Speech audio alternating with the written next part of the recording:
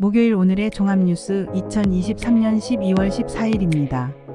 국민의힘 김기현 대표가 대표직에서 물러났습니다.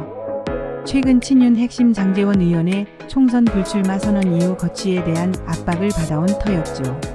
이틀간의 장고 끝에 결단을 한 건데 총선 출마 여부에 대해서는 여운을 남겼습니다. 김기현 대표 사퇴로 국민의힘은 윤재옥 원내대표의 대표 권한 대행 체제로 운영됩니다. 오늘 중진연석회의와 최고위원회의를 잇따라 열고 비대위 구성 등 수습책 마련을 논의할 계획입니다.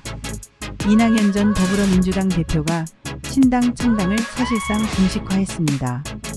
구체적인 발표는 내년 초에 있을 것이라고도 예고했는데요. 당 주류 쪽에서는 총선 승리에 역행하는 일이 될 것이라는 거센 비난이 쏟아졌습니다.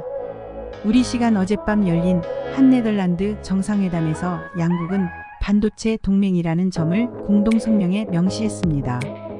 단순한 협력을 넘어 동맹은 정보를 긴밀히 공유해 함께 세계 최고의 초격차를 만들어내는 것이라고 윤 대통령은 강조했습니다.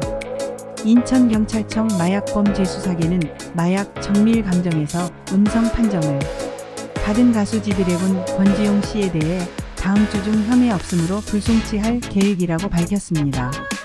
경찰은 최근 동료 연예인들과 유흥업소 직원 등을 참고인으로 소환해 조사했으나 혐의를 입증할 진술을 확보하지 못한 것으로 알려졌습니다. 조희연 서울시교육감은 서울시의회가 교권 보호를 이유로 기존의 학생인권조례를 폐지하고 새로운 조례 개정안을 만들려는 것과 관련해 광화문 광장에서 1인 반대 시위에 나섰습니다. 일방적으로 학생인권조례를 폐지할 경우 교육 현장에 혼란과 갈등이 빚어질 것이라며 개정안에 반대한다고 밝혔습니다. 미국 공화당 대선 후보인 트럼프 전 대통령이 북한의 비핵화 대신 북핵 동결을 대가로 경제 제재를 완화하는 구상을 하고 있다는 보도가 나왔습니다. 트럼프 캠프 측은 보도 내용을 부인했지만 집권 때의 파격적인 대북 행보를 감안하면 진위를 속단하긴 아직 일러 보입니다. 유엔 기후변화 협약 당사국 총회가 2주간의 협상 끝에 합의안을 도출했습니다. 화석 연료로부터의 전환이라는 표현을 넣어 28년 만에 성과를 만들어냈지만 최대의 쟁점이었던 화석 연료 퇴출은 빠졌습니다. 미국 중앙은행인 연방준비제도가 올해 마지막 회의에서 금리를 또 다시 동결했습니다. 금리 인상을 멈춘 연준은 내년엔 3차례 금리 인하가 가능할 것으로 예상했습니다. 중국산 김치의 버젓이 국산 표시를 한 얌체 업체가 적발됐습니다. 국립농산물품질관리원은 지난달 6일부터 이달 8일까지 김치 원산지 표시 현황을 점검한 결과 법 위반 업체 132곳을 적발했다고 밝혔습니다. 동물 복지 향상을 위해 개정된 동물원 수족관법과 야생생물법이 오늘부터 시행됩니다. 동물원으로 허가받지 못한 동물 카페 등에는 야생동물을 둘 수 없고 위반 시엔 2년 이하 징역이나 2천만 원 이하 벌금 처벌을 받습니다. 2022년 12월 이전부터 야생동물 카페를 해온 경우 4년간 유예를 신청할 수 있지만 유예기간 중에도 야생동물 체험은 불법입니다. 지난 7월 꿈의 물질로 불리는 상온 초전도체를 개발했다는 국내 연구진의 논문이 발표돼 세계적인 파장이 일었죠. 진위 여부를 두고 많은 논란이 있었는데 국내 초전도체 검증위원회가 어제 백서를 발표해 근거가 전혀 없다고 밝혔습니다. 경찰청에 따르면 지난 2017년 108만 명이던 운전면허 신규 취득자는 코로나19가 번졌던 2019년부터 2021년까지 107만 명대를 유지하면서 조금씩 줄어들다가 지난해 96만 8천여 명으로 크게 감소했습니다. 올해도 지난 10월까지 집계를 기준으로 보면 전년 대비 약 10% 줄어들 전망입니다.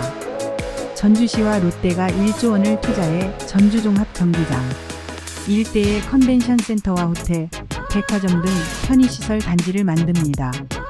낙후된 도시중심부가 수십 년 만에 어떤 모습으로 바뀔지 관심이 높습니다.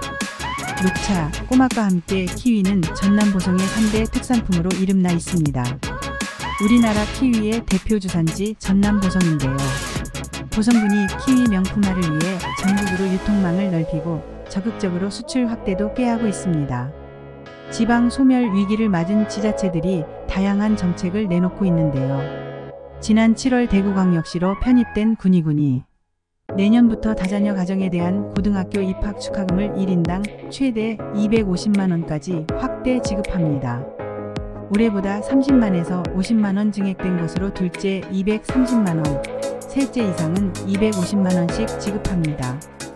독과점 논란이 불거졌던 카카오 모빌리티가 가맹 택시 수수료율을 2.8%로 낮추기로 했습니다.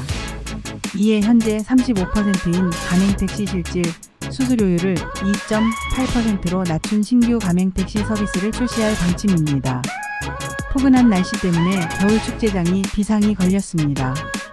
겨울축제 가운데 가장 먼저 개막하는 강원도 평창 송어축제는 개막을 일주일 연기했습니다. 다음 달 5일 개막을 앞둔 홍천강 꽁꽁축제도 사정은 다르지 않습니다. 연이어 개막하는 산천어축제도 걱정은 마찬가지. 원조 겨울축제라 불리는 인제 빙어축제는 개막일을 결정하지도 못했습니다. 오늘부터 전국에 또다시 이례적인 겨울호우가 쏟아집니다. 중부 일부에서는 100가 넘는 비가 예상돼 때 아닌 장대비에 피해 없도록 주의하셔야겠습니다. 비가 그친 뒤 주말부터는 강력한 한파가 찾아온다는 예보입니다.